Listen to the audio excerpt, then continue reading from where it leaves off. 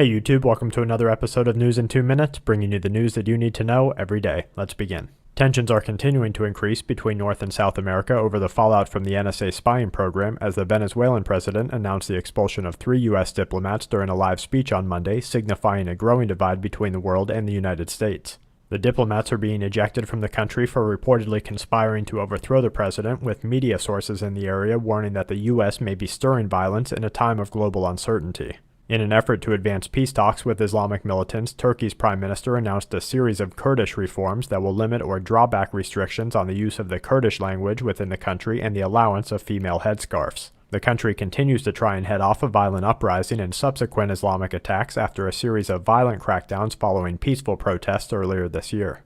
Yesterday's filament eruption was one of the largest energy releases seen in 2013 and was followed immediately by a full halo CME where the sun may have hurled millions of tons worth of charged particles into space.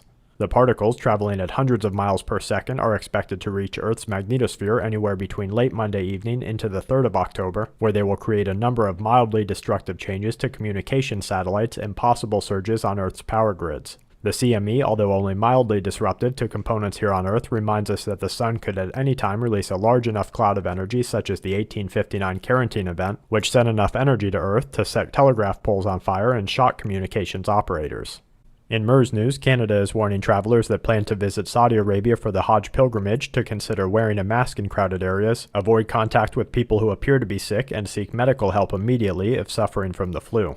The government of Sudan is urging the country's president to overturn austerity measures that led to a doubling of fuel prices and caused tens of thousands of protesters to take to the streets demanding the removal of the government and a change in economic procedure. And to wrap things up, a large explosion following a power outage at UC Berkley in California is being blamed on an unknown power surge. Researchers are reporting that less psychiatric drugs are being used in preschool-aged children, even as the industry admits to not understanding how the drugs affect the developing brain. Thousands of homes were damaged as Typhoon Wutip made landfall over Vietnam. Britain is facing a minimum of 6 more years of austerity. Militants dressed in military fatigues took over an army base in Yemen, and a 6.4 near the Kuril Islands as well as a 5.4 in Tonga and the Mid-Atlantic Ridge complete today's Quake Watch. And that's it for this episode of News in 2 Minutes. Check back tomorrow for more news that the aware need the most.